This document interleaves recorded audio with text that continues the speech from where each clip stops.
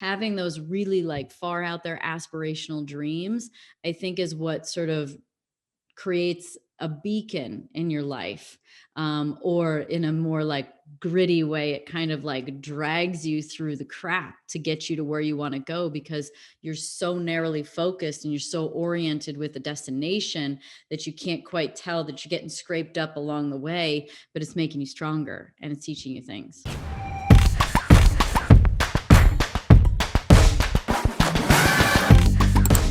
Hi, everyone, and welcome back to the Mind Valley podcast. I'm so excited about our conversation today and our guest today. We're going to be talking about a wide variety of topics, all the way from race car driving to the nature of reality, to health, wellness, beauty. Our guest today is Danica Patrick. She's written two incredible books, Crossing the Line, 2007, Pretty Intense, the 90-day mind, body, and food plan that will absolutely change your life. But, I get so many people who are writers on this podcast. That is not all that Danica does. So I'm going to read you a couple of things which are probably going to blow your mind. Danica Patrick stunned the world in 2005 by leading 19 laps and finishing fourth in her first Indianapolis 500. She became the first woman to lead laps and score a top 5 finish in the historic race. She went on to be named Time Magazine's 100 most influential people in the world and graced the cover of many prestigious publications, including pictorials in 2008 and 2009, Sports Illustrated Swimsuit Issue. She was voted NASCAR's most popular nationwide driver in 2012 and became the first woman to receive that award in NASCAR's top 3 divisions. And get this, another first, because Danica doesn't stop at one first. She has appeared in a record-setting 14 Super Bowl commercials, 13 of which were for her longtime sponsor and partner, GoDaddy.com. So, Danica Patrick, I'm so excited to have you on the Mind Valley podcast. Yeah, it's my honor to be here. Thank you. This is fun. I love doing this with people. Oh, Q&As are the best.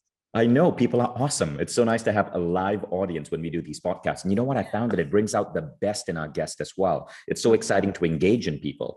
And what you'll notice about the audience here, these are Mind Valley members. So we have about approaching 60,000 members of our top tier education program all around the world. And they get to come backstage with me and join this podcast. And they come from all around the world. So we have people here from India, from the British Virgin Islands, from Dubai, from Ontario, Canada. Actually, a lot of people from Ontario, Canada. I don't know what's going on. We have Kent saying oi from Brazil, Irish saying aloha from Hawaii, Mo saying hi from Long Island. So there's a ton, it's a really global audience here. And everyone is super excited to be learning from you. Now, Danica, I'm curious. You were in 14 Super Bowl commercials, 13 were for GoDaddy. What was the 14th? Well, I think they were all for GoDaddy.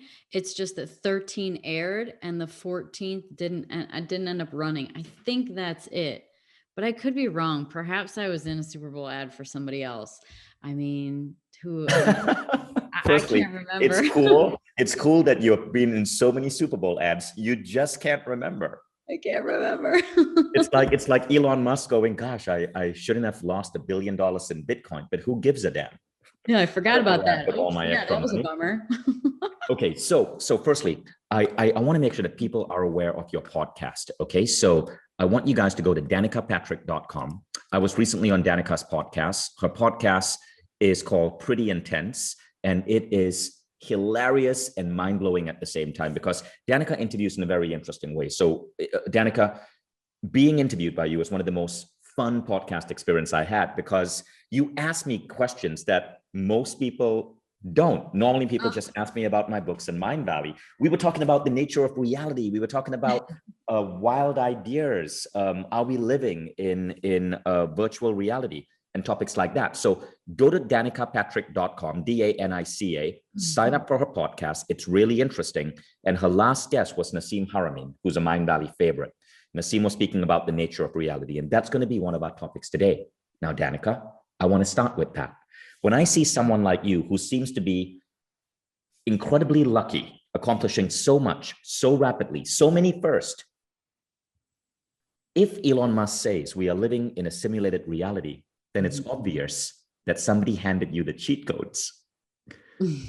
I want to know, what are those cheat codes?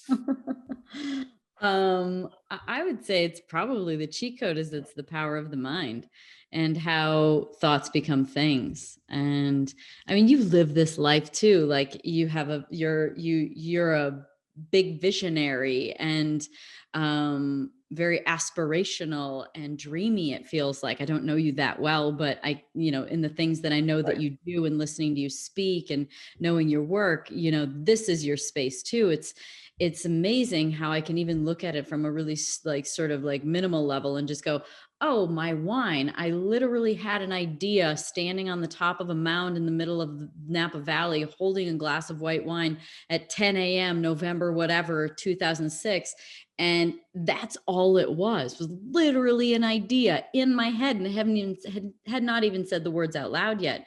And then it became a reality. And so just knowing the power of the mind, I think is like is the best cheat code. Is just thoughts become things. Have you ever read that book, Autobiography of a Yogi by Paramahansa Yogananda? I have it on the shelf, but I have not read it. Okay, so this was Steve Jobs' famous favorite book, right? At Jobs' funeral, the book was handed out to everyone. I But read there's that this, he read it every year, I think, yeah, or something. apparently in his biography by Walter Isaacson, he would retreat to Hawaii every year, stay at his Mm-hmm. favorite resort, and read the book. When he died, it was the only book on his iPad. But Oh there's my the God. story in the book of Yogananda. Oh, actually, no, it's not even in this book. I heard this from an actual disciple of Yogananda, who's now 90 years old, a former Oh, Mind Valley author. But there was this moment, what you just said reminded me of this moment where Yogananda was driving through, I think it was San Diego or LA, and he was being chauffeured around. This was maybe the 1920s or 1930s. wow. And the driver said, look, Swamiji, there's a beautiful plot of land there. That is where you need to create your retreat. And Yogananda went, no, I'm not going to look. I'm not going to look. I'm not, because he knew if he looked and he saw that, he was going to manifest that retreat. And he had so many other projects just like you. But he looked, and that became the SRF, the Self-Realization Fellowship Gardens in Mm-hmm. Los Angeles. Now Oh, there's one in San Diego. I don't know if you've ever walked there. I have intended to go to that for years, but I have not gone. So that was manifested because he laid his eyes on the plot of land. And I wonder, and I'm curious to know your thoughts, I wonder if some people's minds are just wired like that. Like what was it that made you so successful in racing? Well, I think that being a visionary and imagining things that you want is really important, being dreamy. But then the magic sauce is, and this is the hardest part, is actually believing that you can. Once you believe that you can, it's just a matter of time. So when you were 10 years old, your parents took you go-kart racing. Mm-hmm. And I read that in your bio, and I'm guessing that was your first time moving at rapid speeds, and it Mm-hmm. triggered something in you. Mm. Tell us about that. What do you think was that set of mental rules, ideas, beliefs that came to you that led you to become such a successful racer? Mm. Well, I think one of the things that has been the most beneficial in my life, and a friend pointed this out when we were having lunch a few months ago, and we were talking about just, people struggling with anxiety and getting stuck and just how people how it's a struggle for people. And she reminded me, she's like, she came from a ballet background, and she reminded me that we had been doing something that was sort of, I guess, highly judged, criticized, and analyzed from a very young age, of, for me, 10 years old, and for her, I'm sure, very similar. And so to have to learn how to take criticism, to take disappointment, to take failure, to take success as well, and learn how to do that with a grace, but then also know how to overcome it and how to deal with it. I think from a young age is like that training in adversity is really good, because yeah, was it hard? Yeah. I mean, did I cry when I was a kid? Did I, were there things that I feel like I have to kind of deal with now in the aftermath of that kind of a childhood? And yeah, but I do think that it was conducive to achieving great things because you're very resilient and strong and can get through. So I am grateful for that. And I'm not even mad that I have to deal with any kind of challenges later on, because to me, it just feels like it's just a season of my life. Like that was a season of my life where I was really had to push through things and really had to block out things that were not going to help me get to where I needed to go. And now can feel them, now can heal them, now can see them. It's just the season I'm in. I love that. So you just had Nassim Haramein, Yeah. the spiritualist physicist, on the Danica Patrick podcast. Yeah. And Nassim, just so the audience who's listening know who Nassim is, he's a physicist, and he once told me, spirituality is nothing more than physics we have yet to find an equation for. Now, you love talking about the nature of reality. I'm curious, what did you learn from Nassim? What were some of the most insightful ideas, or even ideas you've been exploring on the nature of reality? So this is kind of an interesting one. It's not necessarily so specific to being something I learned from him that he's done. It is what he's done, but it's a different angle. So I think that if we believe that in the quantum, there's no time, and that everything exists simultaneously and all information is accessible through the web of the universe, that we can receive any information we want. Not everyone's tuned into the channel to receive it, to hear it. But I believe that all information is available. And what I found and what I feel, I didn't find it, I feel this for Nassim, is that he like reverse engineers, like he's getting information before he knows how he knows it. And then he has to like figure out the equation for it. So he told the story about being a kid and meditating and realizing that there was an internal world in meditation and an external world when he came out of it, and that there must be a correlation between this inner world and outer world. And so he kind of spent when I done the interview, he had literally just finished the equation for, I'm not gonna get the exact title of this right, but it was, I'm not going to get it right, but it's basically the relationship between the inner and outer worlds. And I'm so mad. I should text him and be like, what was that word again that you figured out? But it's, and I'm on the spot right now. But he figured it out. And so it's like a lifetime of having an epiphany, having a direction. And instead of being in this big wide world of like, what's science next? He like knows what he's looking for. He's trying to figure it out. So what I feel is that, sort of, I mean, greatness, call it greatness, is the knowing of something and then figuring it out. So maybe it was even that I knew I'd be a great race car driver and then I just had to go do it. I don't know, but I found that about Nassim, is that I feel like he's sort of channeling, call it something like that. He's getting the information and then figures it out. And I think that a lot of brilliant people do. Probably Elon Musk is another one. You're probably another one. Is this Yeah, flipping a switch for you? Does this make sense? Exactly. I was actually going to make a book recommendation, which I think everyone listening is going to enjoy. So I recently found out that Nikola Tesla wrote a biography. I had no idea he had written his own biography. Wow. I've always been a Tesla fan, but you can get it for like $2 on Kindle, or you can probably download it because it was written a long time ago. So the copyright is free. But in that biography, which is beautifully written, and you can read it in about 90 minutes, he talks about all of these situations where ideas would just come to him. He would see things fully formed in his head and then go on and invent them and change the world, like what he did with the AC motor. There were 40 patents for the AC motor. It was that complex, and nobody thought it could be done. But Tesla saw it in his mind. And I think to some degree, Haramein is probably doing the same thing. Maybe Elon Musk is doing the same thing, but doesn't really talk about it. It's intuitive, which leads me to the next question.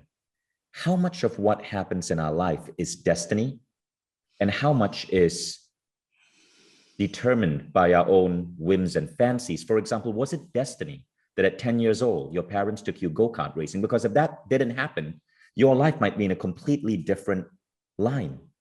Totally. That's a great question, and one I don't have an answer to, but of course I love to talk about, and I love to have debates about. I had this conversation just the other day, and it was about, if I didn't race, would I have just took this essence or being that I am and put that into something else and do something else great? Mm-hmm. Like, even if we just laterally moved it over to another sport, would I have been a great golfer? Like, would I have been, Right. could I have taken this into another sport? Probably not basketball, but as I'm 5'1", but could I have taken this and put it into something else and still had the same effect or the same influence or the same, um, you know, spotlight? It's a good question. And I'd like to think that's true, actually. So I think, I guess I believe that if somebody, it's kind of like another analogy that we spoke about that day had to do with like rich dad, poor dad kind of thing. Uh-huh. And how, if there's a pile of money, the same people that are rich will be rich again, even if everybody had to go put their money Right. all in a big pile, because you have the mindset of being rich.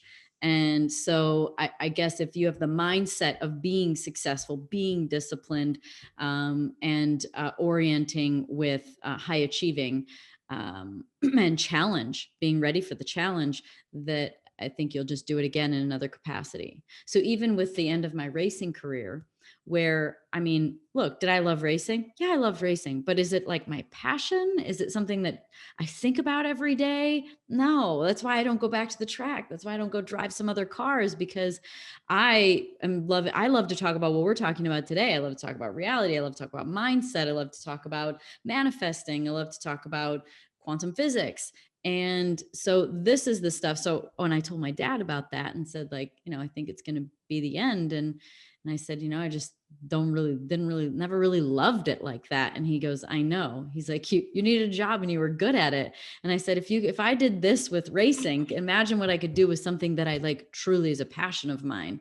I mean, I loved racing. You don't do something for 27 years without loving it, but like the sort of daily, and maybe people listening can relate to this. There might be something that you kind of, participate in, feed into daily, that might not actually be your job, but it might be your passion. Doesn't mean you don't love your job, but it might be that you have another passion. It might be another line, another lifeline that you're meant to go into. Yeah, Have you totally. ever heard of Marie Diamond, the spiritualist? No. So, and she's an amazing guest for your podcast, by the way. But Marie Diamond, she is. It's hard to describe what she does. She's just one of the most powerful spiritual beings I know. Really? Need to write that. So the rapper Big Sean just came out. So Oh, Marie Diamond is one of our Mind Valley authors, and Big Sean saw her on Mind Valley, hired her as his consultant. He's now publicly gone and said that Marie Diamond is the reason why his songs are hitting like #1 on Spotify, right? And Marie Diamond basically warps reality. But she said something really, really, really interesting. She said that our life is only 1/3 determined by our mind. 1/3 is what we manifest. Another 1/3 is destiny, and you cannot change that. Your soul already has a part for you. So perhaps no matter what you did, your parents were going to wake up that day and take you go-kart racing and set in line the movements that would make you the Danica Patrick we know today. But there's another 1/3. And I'm curious, I'm going to ask the audience here to type out what they think that 1/3 is. And if you know, don't type it out if you know, because I know they are Marie Diamond students here. oh, should I guess? Yeah, guess. What do you think? Environment? You're right. She says Feng Shui. She explains it as Feng Shui, the Chinese idea that spaces, that there's an energy around us, whether it's ley lines, so it's the energy of our space.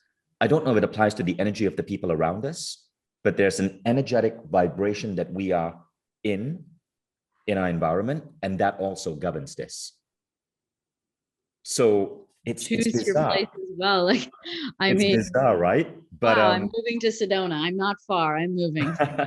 but anyway, I should introduce you to Marie Diamond. I think she'd be an incredible guest. So Marie once, I was going through a hard time. This was maybe like 2016, 2015, and I was losing $100,000 a month in my business. What had happened was that we were moving our technology platform to a new company, and that new company got acquired by Salesforce in the middle of this movement. And our migration hadn't happened. So half my business was knocked out. I couldn't sell to customers. Customers couldn't buy. I was losing $100,000 a month. And I was about to go bankrupt. So Hmm. Marie came to me and she said, Vishen, we were at this mastermind, and she said, Vishen, you came to me in a dream and we are meant to connect. So we got together for dinner. We started talking, and she taught me something about Feng Shui, and she made me change the position of my work desk. Okay, I freaking kid you not. I go back to my office and I flip around the position of my work desk. Apparently, my work desk was in a position, an energetic position, where I was working against the energy. In 1 month, so I'd lost at that point January, February, March, April, May, June, July, 7 months, I'd lost $700,000. Now, this was August. It was August 2016. In that 1 month, I don't even know how, but I made $700,000 in profit to pay off all the debt. And since then, Mind Valley just kept growing and growing and growing. What? So then Oh I my go to my God. wife back then. I'm gonna The try story doesn't end there. every month. I'm gonna change my desk position just to see if like one Okay, of them works better. download the Marie Diamond app. It's a free app. It's just called Okay, I Marie wrote her Diamond. name down Download the already. app, put in I'm your gonna birth date. It tells you your energy. So then I go to my wife back then. She was running a company, and the company was doing like, it wasn't really taking off. And she would sit facing her COO. And so I used the app on both of them, and they had to swap positions. So they've been sitting like that in that position, facing each other for years. And I made them swap. So one was facing northwest now, one was facing the other direction. In 1 month, they had their biggest sales month. And again, I don't know if this is coincidence. I mean, I guess like with ley lines and energy, it could have to do with the flow. Like, there's certain things like I've learned even just through like Right. little mystical rituals, and sort of like you like bring in the energy this direction and you like release energy this direction or something like that. So, I mean, again, I'm not an expert on that, but I just know that there's sort of like movement. So I wonder if like, they even say, I know there's little things too with where you orient your bed and the direction, like your head should always be north or something like that. So, which I'm screwed because my head's definitely in my room right now. Just a random head of the bed in the middle of the room now. But that there are things like that where I wonder if it has to do with the flow of energy, because I definitely do believe, which is what fascinates me about reality, is that we are just energy. And it's like the little things that I've learned the little examples in my life were so subtle. It was like, they're dumb examples, but it was, knives in a butcher block. And I wondered why they would go dull. I hadn't been there for months and I hadn't used them. And I was like, oh my God, everything's vibrating and it's just dulling in the block. And I would not be at my house in Chicago for months and months and months. And all of a sudden I'd get there and like the chairs at the kitchen table would like the bolts would be loosened up. And I'm like, nobody's been here. And I'm like, oh, because everything's vibrating. It's so interesting, right? To see the world from the lens of energy. Someone just typed out, please don't tell Danica about Marie Diamond. She will become the first female president. Marie Diamond. No, you will become For the first me, female oh president. God, that's so flattering. Thanks. I don't So, really want to get into that space. I just like to be the presidente of my life and share my experiences. so how did you get in Time magazine as one of the top 100 most influential people in the world? Because that's a remarkable accomplishment. Kudos to you. I'd Thanks. love to hear that story. I I was asked so many times just about me, and it's an interesting sort of perspective to have, is like to be able to see yourself, and um why people especially were interested in me, my popularity. And I believe that it has to do with authenticity and truth, and that there is a resonance with people. with that. You can tell I'm answering the question. You can tell I'm being honest. You can feel it. There's an energy, there's a frequency, there's subtle, nuanced, information in my body language and my response and cadence and all kinds of things. You can feel it, you know it. And so I think that to be a person of influence, you have to be in that space or people can tell. So I You just have think to that's be it. It doesn't even, real. yeah. And so it's really about showing real and authenticity, and that it gives people permission when you're doing that to do the same. And especially when it comes to having imperfections, like there were times where I was super mad and super sad and somewhat excited, and then I'm very serious, and then I'm very sexy. And so it's like, I never tried to be what everyone thought I would want to be, which tends to make you only like one thing.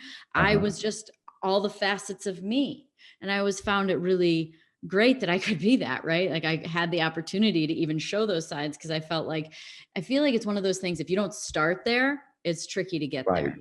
If I you're starting love, off with a facade and you're, showing people this version of you, and then all of a sudden you're different, people are like, whoa, what the hell, So I started off that way. And I think that because I started that way, which is just an encouragement for others to just be yourself. And also then, of course, look what happens when you're yourself, and you everyone's unique as well. And so it was my uniqueness that made everything so special. Like, right? I mean, it's because I was a girl in racing. It was because I had fire. It's because I was sexy. It's like my uniqueness and my unique expressions were what kind of moved the needle.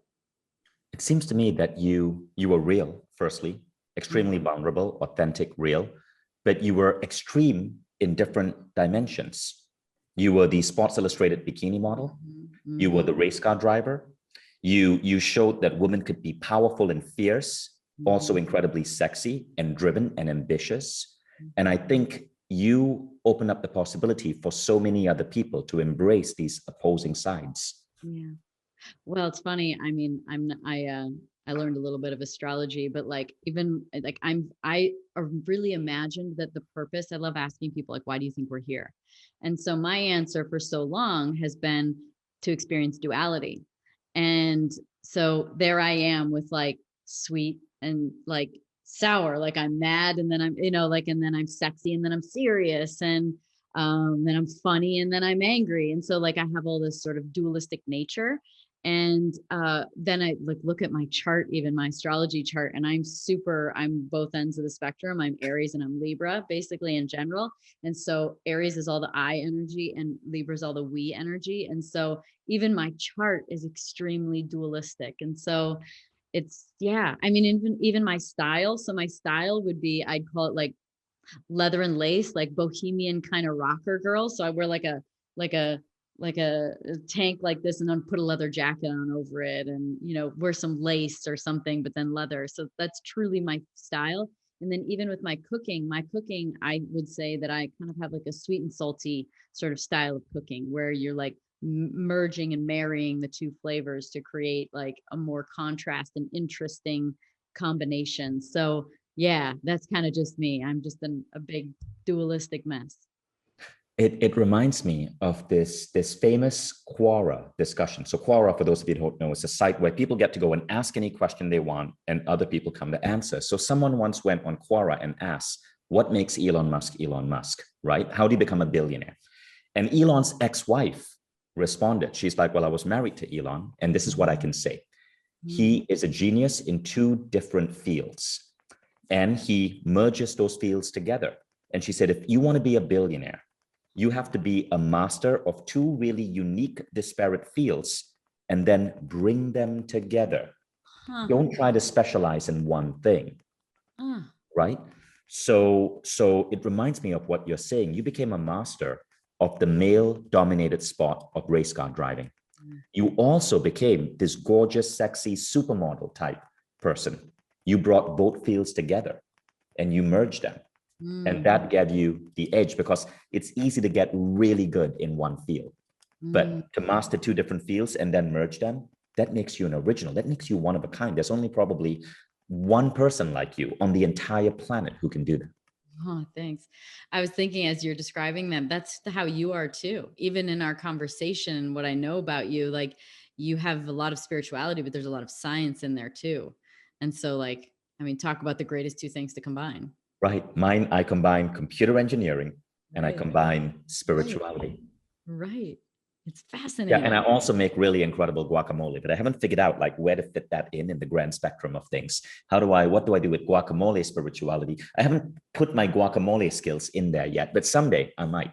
I think there's absolutely, I mean, it takes a little bit of science to kind of like put the Yeah. mixture together, but then your intuitive sort of creativity is in like the blend itself. Like people think of recipes as being like, oh, this is the recipe. No, no, no, no, no. There's a billion recipes. It's whatever you come up with. So that's the intuitive sort of spiritual side of you goes, oh, some little thing on your shoulders going, more garlic salt. And you're like, okay. And then, and then all of a sudden you have a formula at the end. Yeah, I'm just thinking about maybe I'll just ship everyone who signs up for Mind Valley like a little like plastic cube of guacamole. I don't know. Maybe that'll be a new marketing strategy. Join Mind Valley, free guac. Every Tuesday. This conversation is going awkward. Have we been drinking wine before this? I don't know. You own two wineries. You know, I I swear, promise this is this just is water. It's a water. giant, giant glass of water. It's a big, huge, wet glass of water. So, what is your biggest passion right now? Is it wine? Is that where you're going? Um, Wine, yes. You know what I've gotten into lately more? I mean, like we're talking about just casual interests as opposed Mhm. to businesses. Um, is more biohacking stuff. I've Oh, sort of cool. gotten inspired into the biohacking, and I guess I imagine biohacking to be a little bit more like cheats or something, but it's really just sort of modalities and sort of ways to create efficiency and maximization. And so I've been into that. But yeah, I mean, from a business perspective, definitely like the wine stuff is very prevalent. And then my podcast. So I just truly love interviewing people. I mean, I recorded 3 of them yesterday. I just love it. It's just so That's fun. amazing. That's amazing. I love to learn. I love to learn. The youth is wasted on the young, as an old boss told me. And it's so true, like from a physicality standpoint. And then also, even just from a school standpoint, I feel like I'm at 39 years old now. I want to learn more now than I have ever. Amazing. Now Anybody I else feel me love. on that? Anybody else feel me on like getting older and wanting to learn and thinking, damn, I should have been climbing trees when I was 11 instead of sitting in a classroom being forced to draw the same frog everyone else did. I'm seeing everyone type in yes, and I'm wondering, draw a frog. Is that something to do in the American education system? I was in Malaysia. They made us draw like water buffaloes. Oh, fun. Well, So I just remember dissecting frogs. Actually, I wasn't there in class for that day, but in science class, we had to dissect a frog. And I'm sure most anybody else had, if people went to school in the States, I'm sure we all dissected frogs. and well, we dissected water buffaloes. Wow. I'm kidding. I'm kidding. So Danica, you wrote a book. So let's talk about biohacking, because one of the things I want you to speak about is how you take care of your health, your Yeah. wellness, Yeah. your mind. So you wrote a book called Pretty Intense, the 90-day mind, body, and food plan that will absolutely change your life. I would love for you to share some tips, some of the tips that you bring into your life, because you look stunning and you've Thanks. accomplished all of these amazing things. I'd love to know your secrets or whatever you're willing to Yeah, share. yeah, all of them. Massive amounts of surgery. No, I'm just kidding. It really, like when people see me, they like one of the things that they'll mention is that they're like, "Wow, your skin looks really good," and I reply with, "Well, I've been getting facials since I was about 20," which I think absolutely makes a huge difference to take care of your skin and exfoliate. But I think an even bigger aspect of this, and you can see this even when you just sort of take today, for instance, for everybody and just start to look at people's face, and you can see the tone and the color of it, and those kinds of things really give you an indication of hydration level, bloating, also from salt and alcohol. So I really try and I eat super, regimented, clean. I eat very much like very paleo, leaning towards a little bit more on the fish side of proteins, but basically paleo. And I have for 6 years now. But then a ton of water. I obviously drink wine, but I 100% know that when I do, the next day, it's a little bit, you're a little bit more bloated. You're a little bit, it's just, you can tell. And so, just drinking lots of water and eating really good foods. And I think the number one thing dietary wise that I got away from that had the best result was gluten and dairy.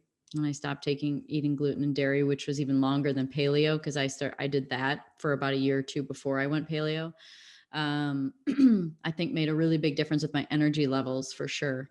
And then, overall, body composition.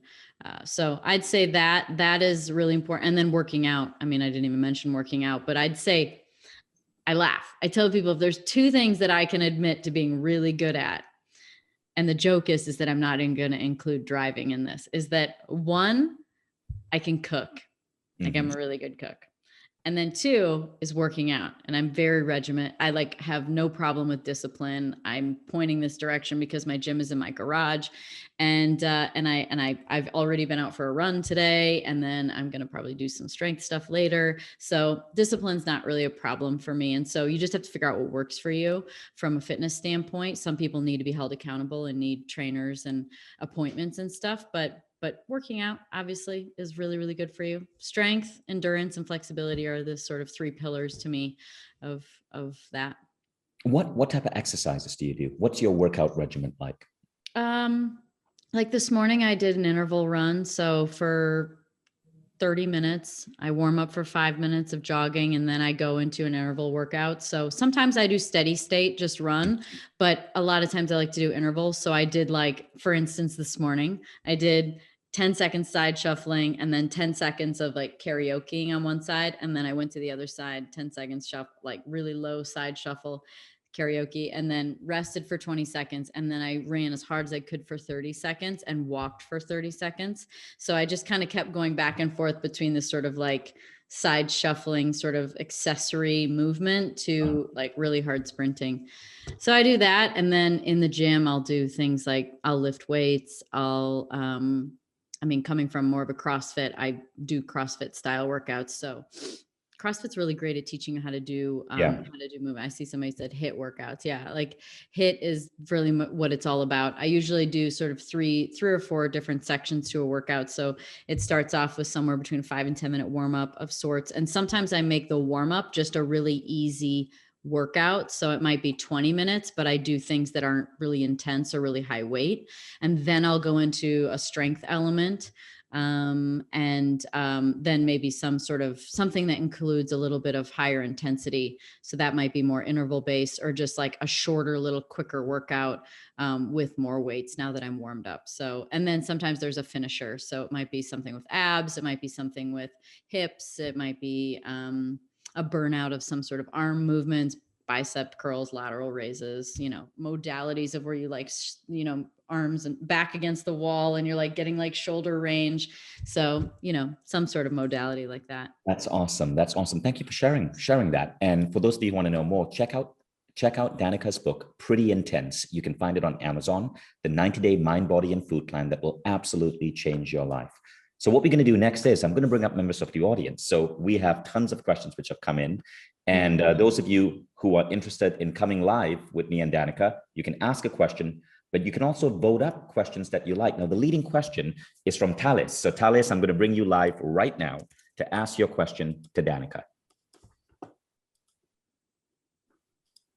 This is also technical. I love it. I would have no idea how to do this. So Danica, I admire you a lot. Your book, Pretty Intense, is incredible. And I find it fascinating, your self-discipline. There is a quote I like that says, discipline is remembering what you want. And I wonder, how do you keep that burning desire alive? How do you cultivate that? Because we all go through difficult days, bad days. Mm-hmm. So what's the best strategy do you use to keep pushing when you don't even feel like doing the things you know you should do? Mm-hmm. There's the first thing that comes to mind is the saying, thank you for your question. Thank you for, loving the book. I appreciate that. I mean, there's a saying you could say to yourself where you'll thank yourself tomorrow, and you always do if you make good choices like eating right and not overindulging or not drinking too much and doing some workout or something like that. Generally speaking, you'll thank yourself tomorrow. But I think planning it is the most important thing. So the way I even orient my day is that I don't like to really start anything work wise too early, because I keep that space for um, working out, getting good breakfast, relaxing, maybe doing like a little cold plunge, whatever it may be. I try and keep that time for myself. So I would say that planning, just like you're going to plan for success, you're going to plan for the success of your wellness too. So that comes even in the department of food, right? So having a plan for that, having things in stock, having really high quality, even meal delivery services that you can put in your freezer, that if you come home from a trip or you don't have anything in the house, you can at least you have something healthy and organic and really good for you on hand. So planning, I think, is really ultimately the most important thing. And then the one thing that I do, I am very motivated to work out, but I've found that for me, and this is because I can make up workouts, is that once I've written the workout, I do it like every time. So sometimes I'm just sitting there and I'll just take like a little note card like this and I'll just make up the workout. And then it's literally like I've manifested it done, essentially, because I don't know if there's ever been a time where I've written a workout, I haven't done it. That also bites me in the butt a little bit when I make up a workout that's way too hard. And then I'm like, oh God, that's what I wrote though. Well, thanks. That's awesome. That's awesome, Danica. I love that idea. Thank you so much, Talis. I'm going to switch you back to an attendee, and thank you for your wonderful question. Thank you. So, Danica, I want to ask your advice for my daughter. Her name is Eve. She's 7 years old, and Eve is trying to figure life out, and she wants to grow up to be a Wonder Woman. That's basically it. She hasn't figured out the economy. This picture. I'm going to turn my. Oh, hang on. Can you see? That's amazing. You have a picture of Wonder Woman. So what would be your advice to my 7-year-old girl, Eve, on how to grow up to be a Wonder Woman? Oh man. I think that you're going to grow up to be a Wonder Woman. You have to find what it is that you truly, it's really what I kind of give advice to anyone about if they want to achieve something great, is that you have to actually find something that you really love to do, because then you will show up no matter what, no matter how hard you keep showing up. Things get hard and you show back up, and if you don't really love it though, you're going to be like, yeah, but I kind of would rather go do this, or I'm over it, Dad, I'm going to college now, or whatever it may be. There's just not enough like burning desire. So you have to find something that you truly love enough that it keeps you engaged, even when it's hard and when it doesn't pay you, or whatever it is, at whatever point in your life that is. And you probably have experienced this too. You are someone, it seems too, that has sort of burning desires. And it's like, even though something might not be vetting out right now, it's that burning desire that keeps you going. And eventually it does. And it's timelines as humans that hold us back, I think, so much from, joy and happiness, is that we think it needs to happen on our timeline or what we imagine. And we just can't understand what needs to be accomplished to get to that point. And it might take time. It might take some detours that might not actually be detours, but lessons you need to learn that are going to get you there. So I'd say finding that thing that you love the most, and then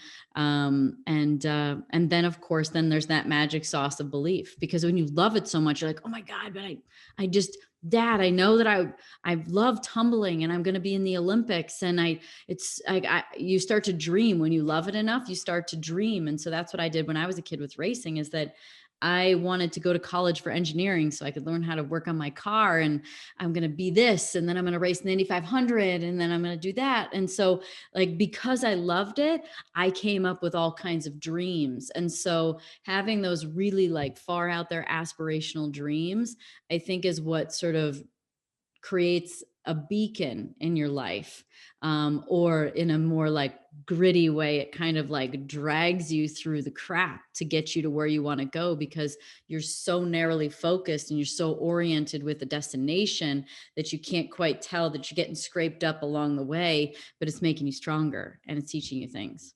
I love that. Thank you. That is some profound advice. Mm. I'm going to bring up our next guest speaker, our next, well, member of the audience, who's going to be our guest interviewer, Sumaya. So Sumaya had the second most popular question, and Sumaya, it's your turn to come on live.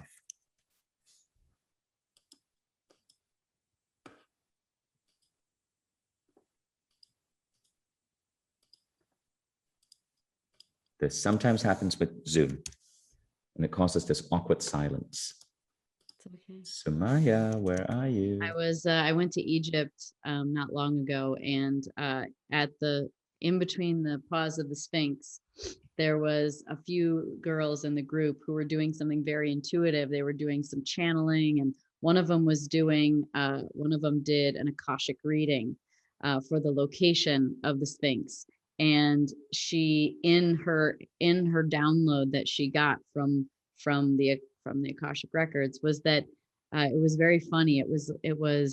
She said, they're saying that we're getting time all wrong, and that she was creating pauses, like Akashic records were making her pause. And then she'd say, where your mind goes is so crazy in these pauses, isn't it? And she said that the cake is the words. Hang on. The cake is the words. No, the cake is the pause, and the frosting is the words.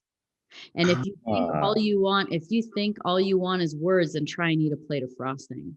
I love that. The most like fascinating little like moment, and sort of like to remember that. So your pause is totally fine. It's our human minds that just go crazy with the pausing, but the pausing is fine. It's the case. Amazing. Thank you for that. Thank you for breaking that awkward silence. And Sumaya, welcome on the stage. It's nice to meet you. I think this is your first time coming live, right? It's my second. We've met before. Oh, okay. Well, Maya, you get to ask your question to Danica. Go ahead. Hi, Danica. First of all, I'm a big fan, and you've broken so many glass ceilings. So it's just so inspiring to see what you do. So my question is, once you have a goal, you seem to have an incredible drive. So how do you maintain constant motivation? And the second part of my question is, what would you recommend we should do to bring out the best versions of ourselves? Steps, thoughts, something like that. Good. Thank you. Thank you very much. And those are great questions. I think that, again, falling into this sort of space of like, what is your passion? Doing a little self-audit, I think, is probably a step towards figuring that out. So I always tell somebody something simple, like look at what you take pictures of. That's a really good indication of things that are of true interest to you and that you love. I also think that just spending time alone is extremely productive and valuable. So being able to wake up in the morning for days and go, okay, if I could do, it's like my own day, what would I do with this day? And then when you're sort of forced to create your own environment and your own hobbies and things to keep you busy, you start to figure out a lot about yourself, because you're not just going to sit and go, oh, I just got to clean up and then I'll watch this show. And then eventually that gets pretty boring, and you're going to go, maybe I'll start sewing, or maybe I'm gonna go hiking. And, all of a sudden you start to go, wow, I really love these other things. And so I think those are interesting avenues into understanding yourself better. But I think that alone time is really good to figuring out those things that you love, because the thing is I know it's going back to the similar answer, but once you find something that you love to do, you just do it. like, I'm sure that if you spent some time after this and just thought about the things that you truly, you love to do and that are like interests, whether you take photos or whether there's something you do on your free time, like they're not hard for you to do. So it's trying to figure out then, how do you go from something that's a passion to figuring out how to monetize that, or how to get that, repackage that in a way that could become more of your life. And then you'll just do it. You won't have to find the motivation as much. But I think that if we're talking about another step towards motivation, it's creating really lofty goals. It's like, if a silly analogy would be, if you're lifting weights and you want to, once you can deadlift 250 pounds, 125 is not that hard. And so if you're going to set your goal for, the next solar system, then you're going to land on the moon pretty easily, right? You're going to accomplish great things. So I feel like having like really lofty goals it's sort of that dragging thing that I was just talking about. It kind of drags you through those other things that are on the way, which are still great. So yeah. And then I feel like at the end of your life, if you set that goal high enough, I mean, sometimes I've met them and exceeded them. Sometimes I haven't gotten close, but they've always helped me achieve great things in whatever space I go into. Amazing. Thank you, Danica. And thank you, Sumaya, for asking your question. Now, before we wrap up, I'm going to ask the next two questions together. They're very related. Sumaya, give me a sec. I'm just changing you back to an attendee. So the next two questions are from Dianca Renee and from Teresa Benedict. And Dianca, I see your question was very similar to the one I asked about Eve. We both have a 7-year-old daughter, but Dianca asks, Danica, my daughter is 7. We love you. My husband and I are working through what we call intentional parenting. What advice will you share with us to raise a fearless young woman who knows no limits? Now, let me ask Teresa's question because it's related. Teresa said, how do you inspire young teenagers to pursue their dreams, to take on a man's world? My daughter wants to be the first highest paid female football player. Fantastic. So I'd love to get your advice for both these questions on raising fearless, ambitious young women taking on a man's world. Mm-hmm.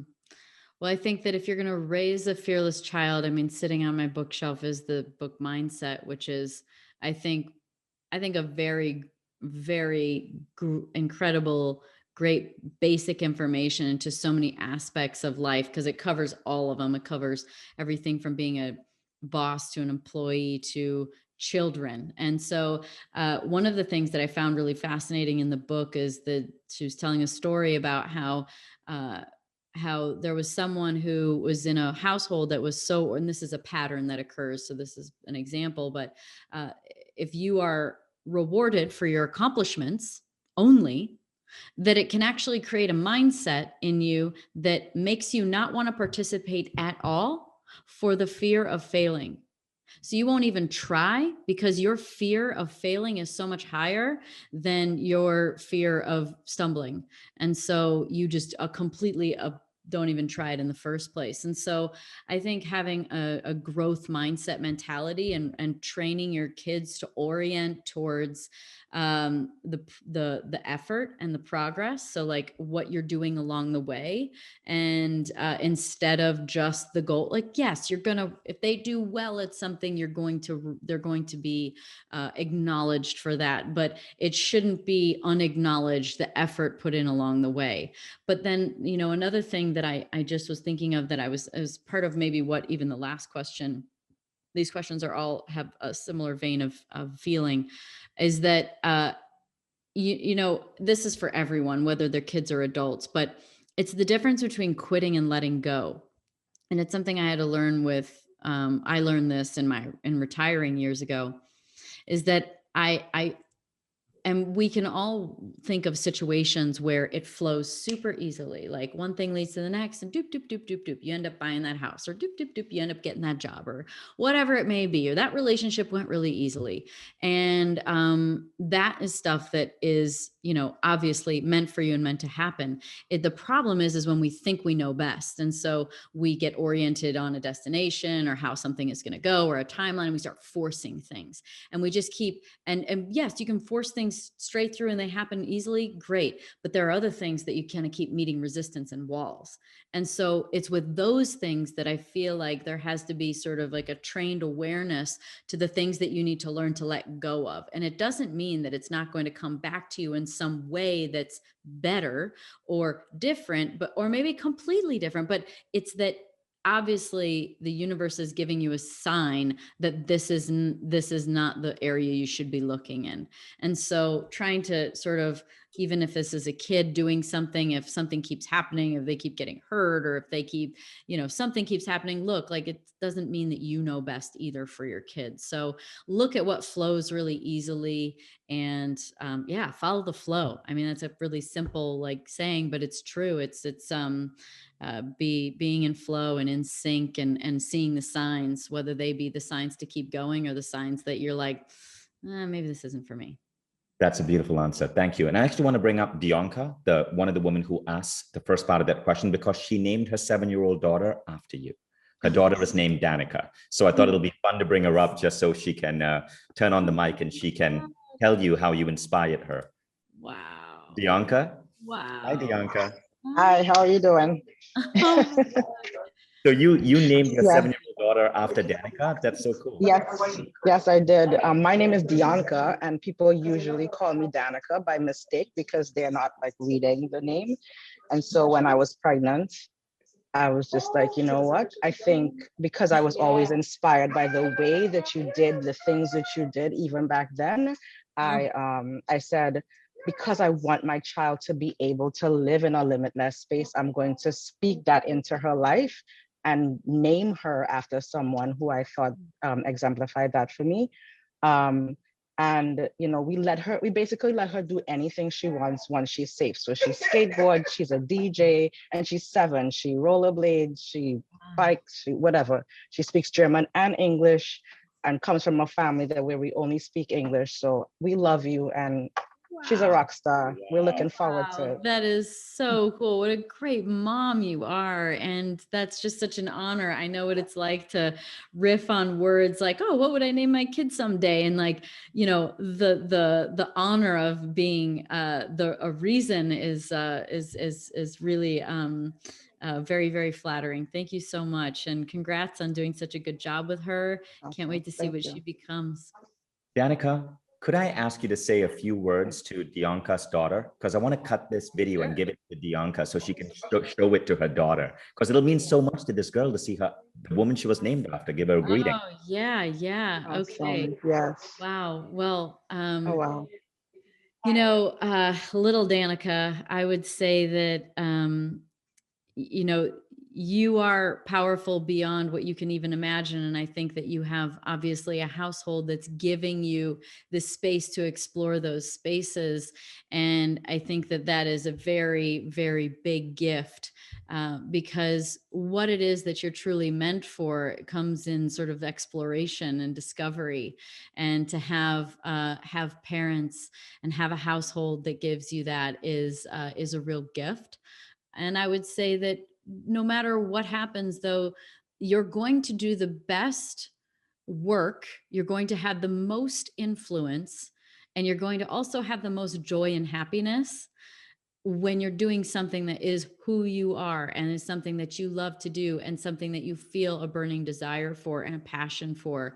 If you don't, then you're going to always be met with challenges along the way and self-doubt and wanting to quit. So always be yourself. It's also whatever it is that is the most unique about you is probably part of your gift. So don't be afraid to show whatever it is about you that is the most different.